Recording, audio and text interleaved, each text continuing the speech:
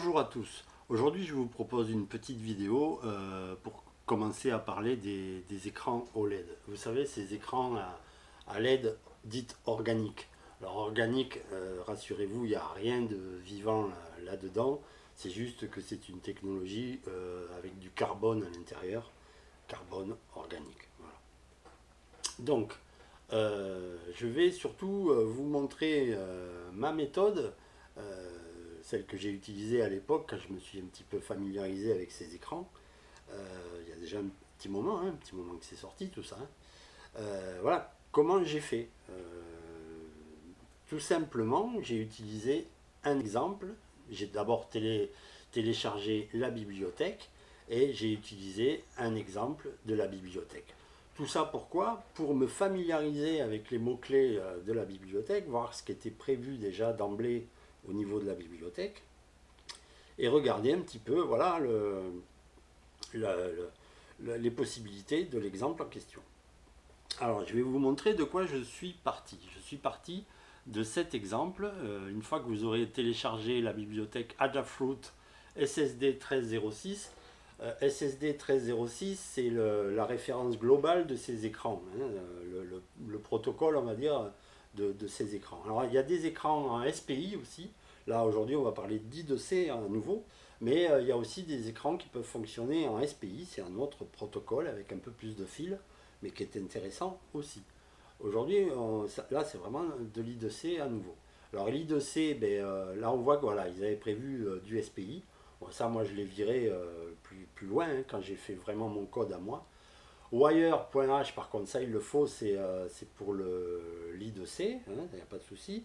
Adafruit GFX, ça, c'est vraiment pour faire du graphisme, c'est-à-dire tracer des rectangles, des lignes, des trucs, voilà, des formes particulières. Moi, pour mon petit programme, le petit truc que je vais vous présenter, ça, j'en ai pas eu besoin, donc je l'ai enlevé. Ça ne sert à rien d'inclure une bibliothèque dont on ne se sert pas.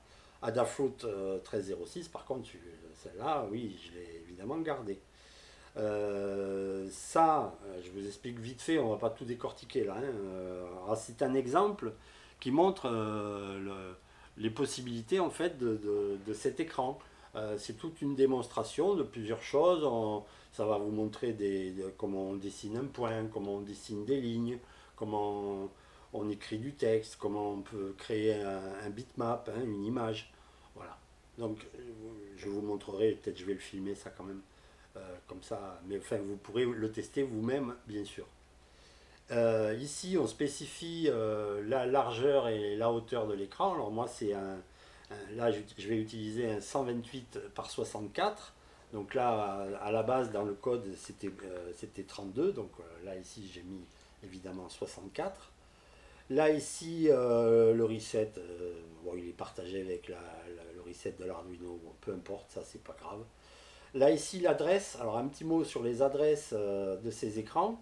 Moi là j'ai des écrans, très malheureusement, j'ai acheté des écrans parce que là c'est pas évident de savoir ce qu'on achète quand même. Hein. Les vendeurs vous disent un truc, mais les photos n'étant pas contractuelles, des fois vous recevez pas tout à fait ce que vous pensiez avoir commandé.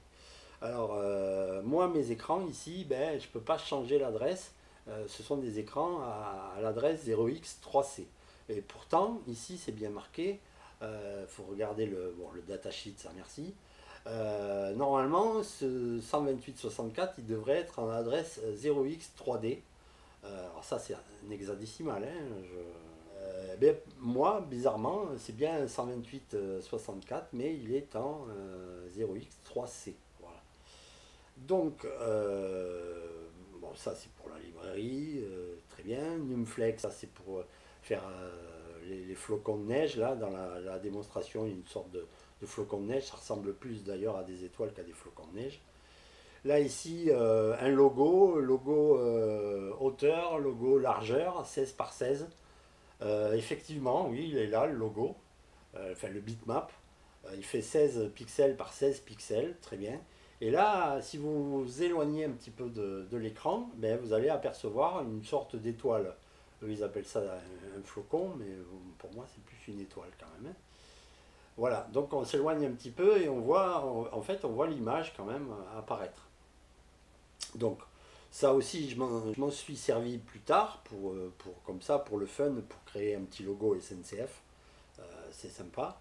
Ici, ProgMem, ça j'en ai jamais parlé, c'est un petit tour de passe-passe qui va permettre de stocker notre bitmap, non pas dans la mémoire SRAM, mais dans la mémoire flash. Important, on verra aussi autre chose à ce niveau-là.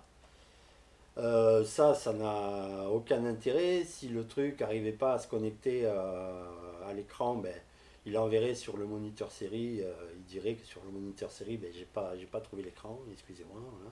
Là, une boucle infinie. Du coup, le code s'arrêterait là, parce que là, on rentre dans une boucle infinie. Mais si tout va bien, ben, on ne rentre pas du tout là-dedans et on continue. Display.display, ça sera la petite instruction que parfois on oublie au tout début, qui permet réellement d'afficher.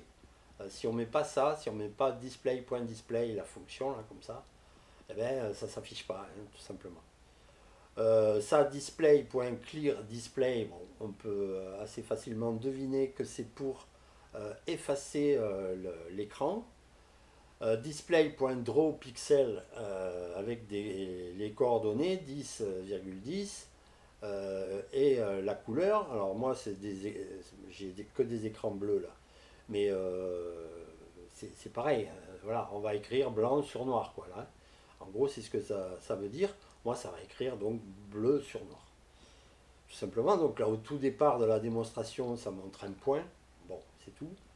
Donc là, on voit que à nouveau display.display, hein, ça affiche à partir de là.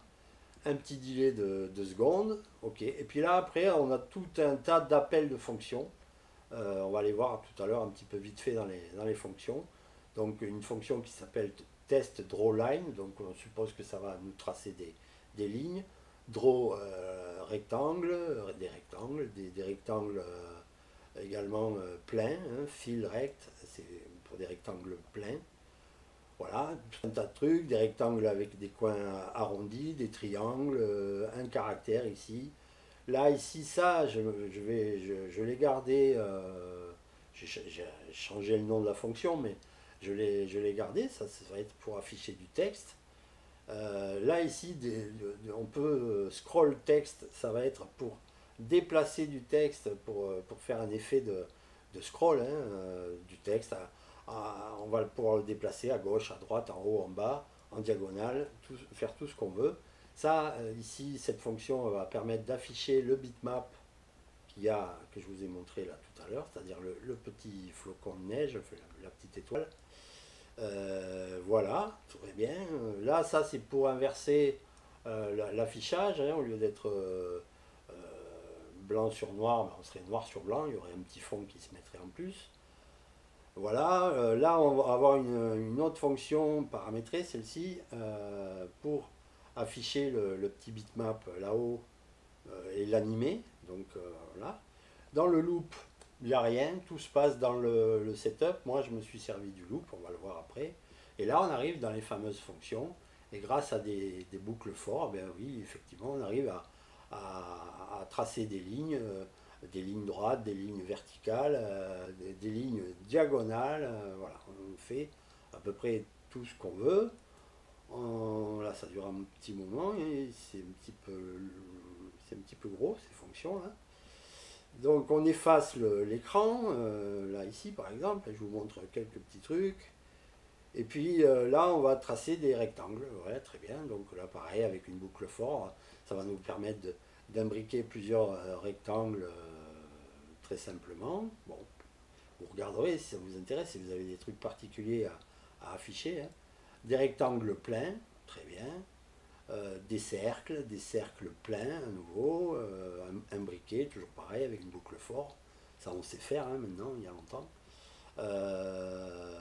Des rectangles avec des coins arrondis, voilà sur quoi vous pouvez vous baser pour le faire. Voilà, des triangles pleins, enfin, plein de trucs. Un caractère là issu d'une page, d'une fonte particulière apparemment. Très bien. Après, ça, voilà, je m'en suis servi réellement.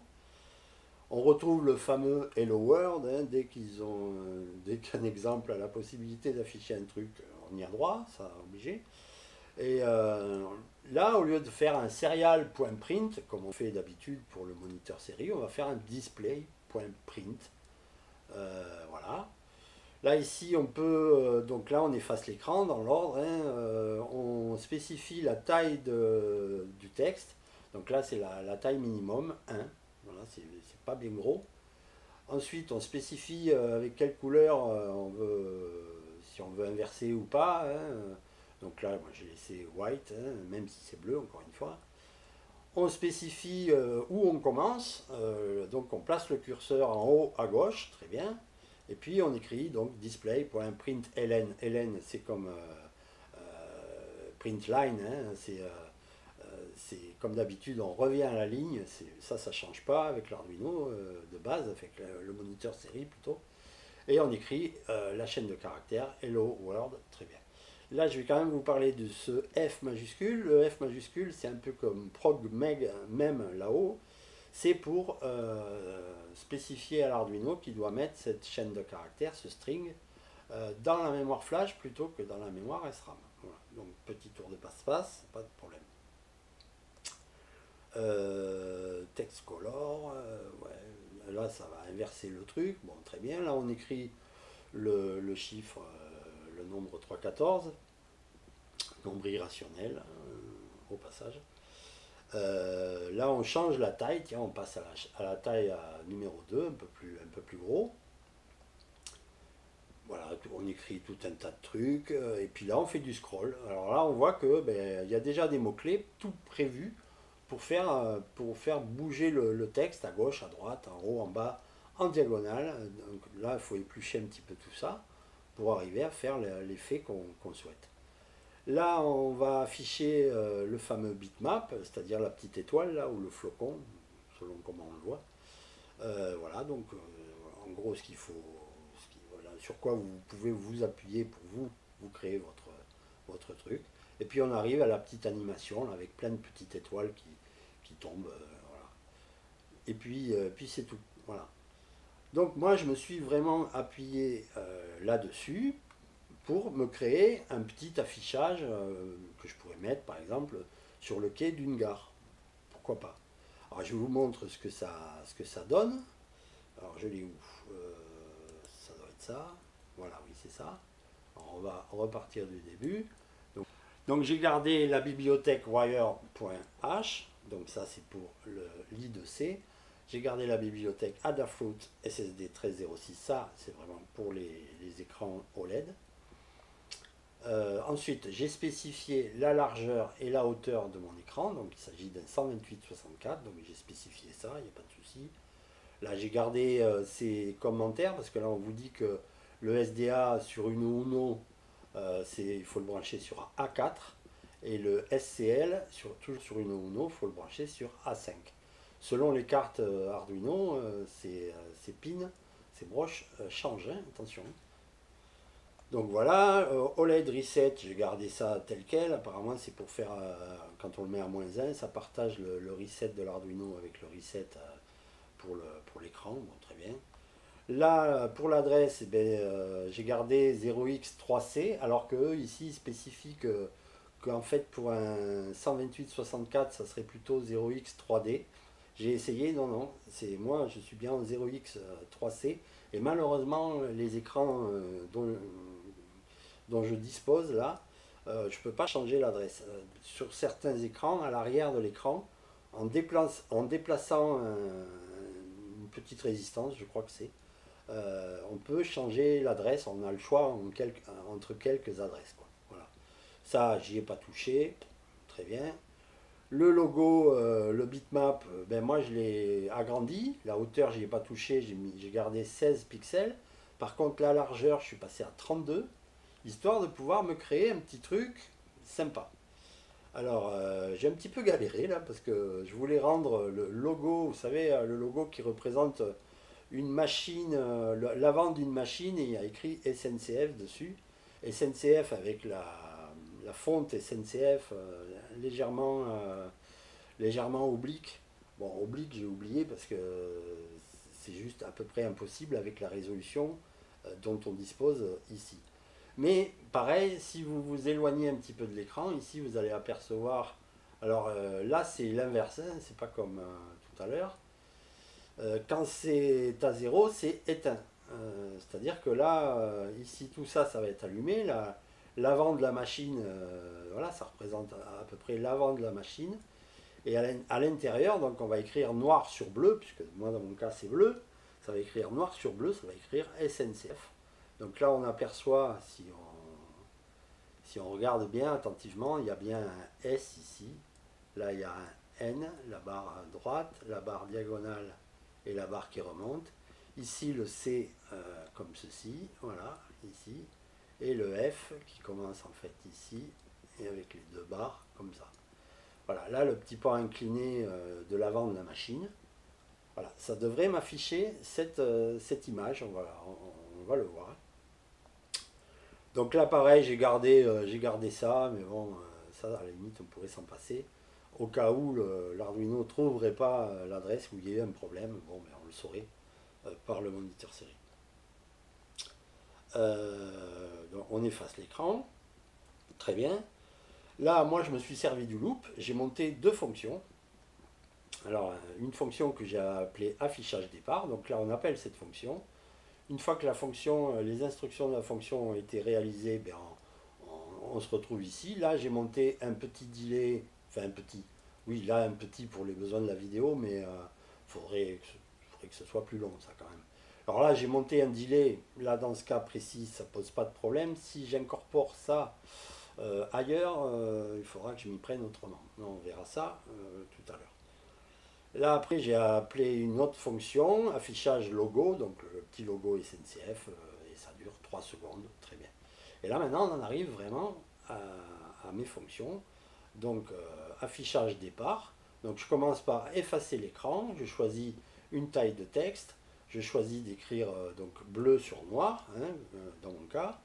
Je place mon curseur tout en haut à gauche, très bien. Et là, je commence par envoyer un display.println et cette chaîne de caractères. Voilà, train au départ. Bon, j'ai fait ça, hein, mais je vais le changer, ça. Je vais faire certainement départ, heure, voie. Voilà, je vais spécifier la voie sur laquelle est le train aussi. Donc ça, je vais le changer. Voilà, c'est juste pour vous montrer comment on peut aborder le truc en se créant vraiment un truc soi-même. Donc après, j'ai choisi des villes dans l'ordre de préférence. Ça m'est très personnel. Alors c'est pas très malin parce que toutes ces villes-là, elles sont sur la même ligne en fait. Donc bon, voilà, mais j'ai fait ça. Puis comme j'avais plus d'idées, j'ai pris Pétaouchnok et Trifouilly. Bon, il se trouve que Trifouilly, les oies, j'y mets rarement les pieds. Mais bon, voilà, j'ai fait ça. Donc ça va m'afficher cet écran-là, ça va s'afficher. Voilà, très bien. On n'oublie pas le display.display pour réellement afficher le truc. Et puis là, l'autre fonction, affichage logo. Bon, pareil, je commence par effacer l'écran, je choisis une taille de texte, A1. On va écrire bleu sur, enfin white si vous voulez, sur noir, hein, pas de problème. Puis là, je règle mon curseur pour que le prochain mot, là, le là, se retrouve au bon endroit, bien centré dans l'écran. Alors là, tout simplement, je ne me suis pas embêté. Hein. Avec cette taille de texte, j'ai pris une photo assez agrandie de l'écran pour voir combien de pixels mesurait un caractère. Il se trouve que le caractère en lui-même, il prend 5 pixels, plus 1 pixel qu'il y a forcément entre les caractères. Donc j'ai fait le petit calcul, ça me donne 58. Au 58e pixel, eh bien, j'ai commencé à écrire là. Ensuite, j'ai affiché mon logo, donc le truc SNCF là. Et puis derrière, j'ai à nouveau rechoisi, peut-être que j'aurais pu m'en passer d'ailleurs de ça. Oui, j'aurais peut-être pris un chemin plus court, je sais pas, il faut que je teste ça. À nouveau, j'ai replacé mon curseur au bon endroit. Là, j'ai fait un petit calcul pour que vous informe soit placé bien centré dans mon écran. Et c'est tout. Et voilà. Il n'y a pas de souci, ça donne donc le petit résultat là que je vais essayer de vous montrer ou que je vous ai déjà montré peut-être. Je ne sais pas où je vais le placer dans la vidéo. Ça donne le résultat que vous avez vu. Alors sachant que je vais pouvoir améliorer, voilà, je vais rajouter la voix, hein, je vais rajouter des petits trucs. Alors à partir de là, alors, je sais bien qu'on trouve ce genre de trucs sur internet, tout fait et tout, il n'y a plus qu'à téléverser, ouais, super, ouais, ça marche. Qu'est-ce que t'as appris? Ben rien, ouais, d'accord. Mais ça marche. Oui, mais enfin, t'as rien appris.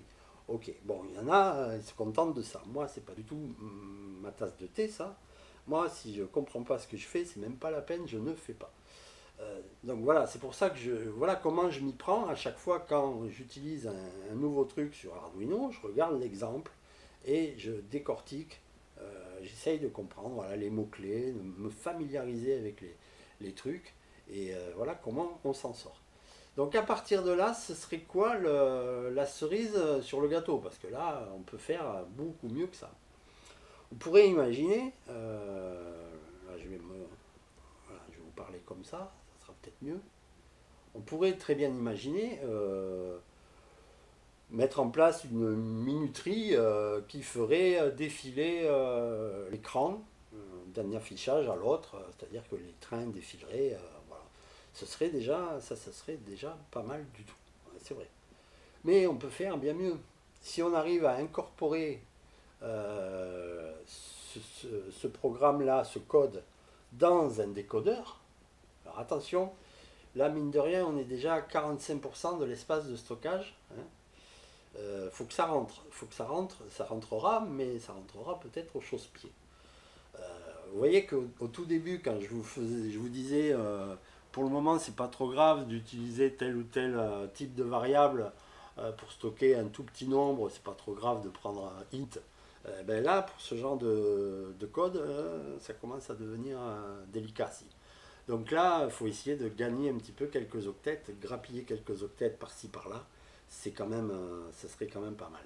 Mais si on arrive à rentrer cette base de code améliorée dans un décodeur, ah ouais. Et qu'est-ce qu'on pourrait faire? Ben, avec signaux complexes, encore mon ami Gilly qui résout beaucoup de problèmes. Hein. Ça, c'est désormais faisable, il y a longtemps même. Hein. On va pouvoir discriminer les trains.